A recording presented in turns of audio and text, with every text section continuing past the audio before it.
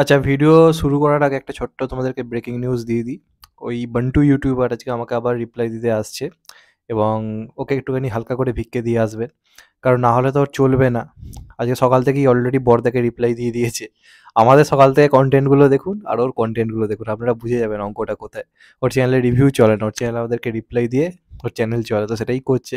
তো আমার তরফ থেকে ছোট্ট করে রিকোয়েস্ট রইলো, ও অনেক পুরনো কাসুন্দি বা নতুন কিছু কাসুন্দি নিয়ে ওই আমাকে রিপ্লাই দেওয়া ভিডিও করবে। অলরেডি বড়দাকে নিয়ে করেছে। যথাযথভাবে যা ইচ্ছে বলেছে, এবার আমাকে নিয়েও বলবে।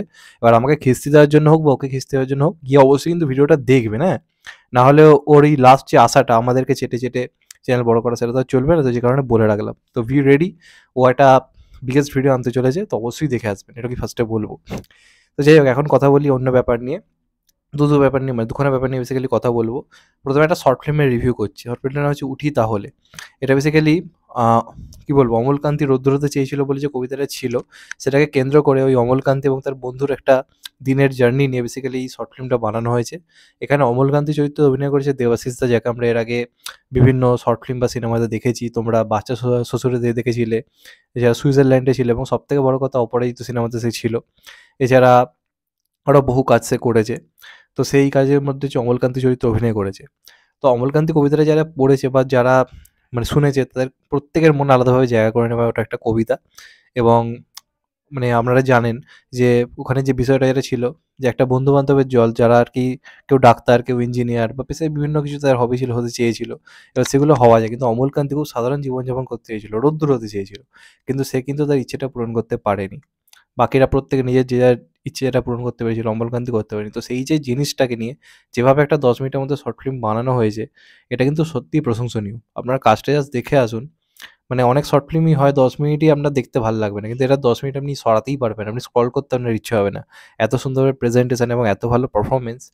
এখানে একটা সিন রয়েছে, যখন ও বন্ধুর বাড়িতে আসে, বন্ধুটাকে একটা টাকার অফার দেয় যে তুই এই টাকাটা নিয়ে যা, কিন্তু ও নিতে চায় না, কারণ ও জীবনযাপনে হয়তো টাকাটাকে কোনো প্রায়োরিটি লাইফে দেয়নি। ও সাধারণ জীবনযাপন করতে গেছিল, বন্ধুর সঙ্গে অনেকদিন দেখা হয়নি, দেখা করতে এসেছিল, কিন্তু বন্ধুর মাথায় কিন্তু প্যাঁচ ছিল। বন্ধু ভেবেছে আমার বাড়িতে এতদিন পর আসছে মানেই সে টাকা চাইতে এসছে। তো এই যে জিনিসটাকে যেভাবে প্রেজেন্ট করা হয়েছে এবং কবিতাটাকে যেভাবে হোমাজ দেওয়া হয়েছে, সেটা কিন্তু প্রচণ্ড প্রশংসনীয়।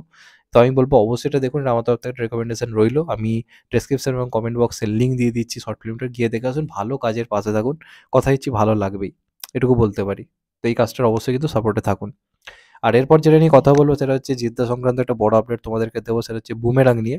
তো প্রথম যেটা অনেকের প্রশ্ন, যে বুমেরাংয়ের অ্যানাউন্সমেন্ট আলটিমেটলি হবে কবে? কারণ বুমেরাংয়ের এখন অব্দি প্রপারলি কোনো অ্যানাউন্সমেন্টই হয়নি, শুধুমাত্র সিনেমার নামটা বাদে।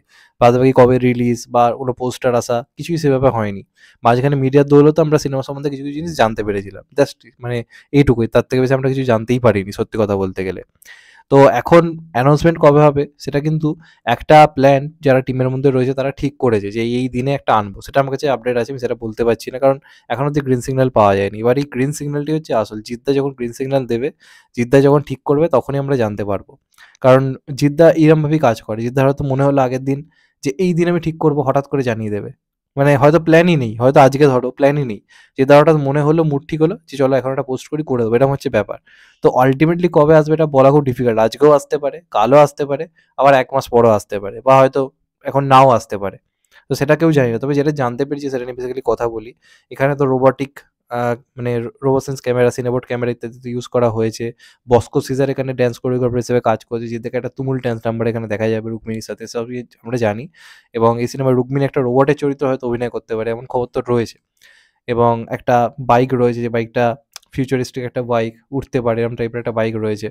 এখন যেটা বড় খবর যেটা শোনা যাচ্ছে, এই যে কথা ওঠে যে অন্যরকম একটা কনটেন্ট, পুরো একটা আলাদা কনটেন্ট, বিরাট বড় কিছু ভাবনা। জিদ্দাও কিন্তু ভাই ভাবছে, খালি অডিয়েন্সের সাপোর্টটা দরকার। চেঙ্গিজের ক্ষেত্রে ছিল, মানুষের ক্ষেত্রে একটু কম ছিল। আশা করবো এই কাজটার ক্ষেত্রে যদি প্রপারলি সাপোর্ট থাকে, এই সিনেমাটা কিন্তু বাংলা ইতিহাস তৈরিকারী সৃষ্টি হতে পারে। কারণ রিসেন্ট টাইমে যেটা সবথেকে বড় একটা প্রবলেমেটিক বিষয় হয়ে দাঁড়িয়েছে, এআই, আর্টিফিশিয়াল ইন্টেলিজেন্স। এই সিনেমার কিন্তু একটা বড় অংশ হতে চলেছে এটা।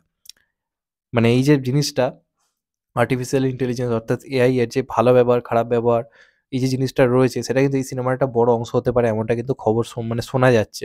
এবং এই সিনেমাতে কিন্তু জিদ্দার যে চরিত্রটা, সে কিন্তু এআই এর ইউজ করে। সেটা কিভাবে না করে, এবং সিনেমাটার গল্পটা কিন্তু ফিউচারিস্টিক। মানে হতে পারে হয়তো আজ থেকে বহু বছর পরের হয়তো গল্প, আমরা যে পৃথিবীটা এখন দেখতে পাচ্ছি না। তো সেরকম একটা ব্যাপার-স্যাপার কিন্তু থাকতে চলেছে। তো শোনার পর জাস্ট এক্সাইটেড হয়ে গেছি। এবার দেখা যাক কবে অ্যানাউন্সমেন্ট আসে। এটা কিন্তু জিদ্দার জীবনে সবথেকে বড় কাজ হতে চলেছে। এটা নিয়ে আমরা কোনো কল্পনাই করতে পারছি না। কারণ যেহেতু এটা নিয়ে কোনো প্রমোশনই হচ্ছে না, আমরা মানে ভাবতে পারছি না যে এটা কি? এটা কিন্তু চেঙ্গিজ, রাবণ এই সবকিছুর ঊর্ধ্বে হতে চলেছে এবং বাংলা ইন্ডাস্ট্রিতে এরকম কাজ কখনো হয়নি। তো এবার উচিত প্রপারলি প্রমোশন করা, কারণ সত্যিই বড় কাজ এটা। প্রচুর টাকা ইনভেস্ট করা হচ্ছে। তো এটা কিন্তু ভালো প্রমোশন করা দরকার রয়েছে। কারণ এটা সত্যি বাংলায় একটা যুগান্তকারী সিনেমা কিন্তু হয়ে উঠতে পারে।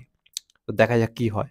তো এগুলোই ছিল মোটামুটি আজকের আপডেট, যেটা শুরুতে বললাম যে গাড়ল ইউটিউবার খুব শীঘ্রই আমাকে রিপ্লাই ভিডিও দেবে, কারণ ওটা করেই তো সংসার চলে।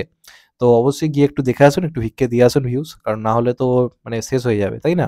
এমনিই ডেড চ্যানেল।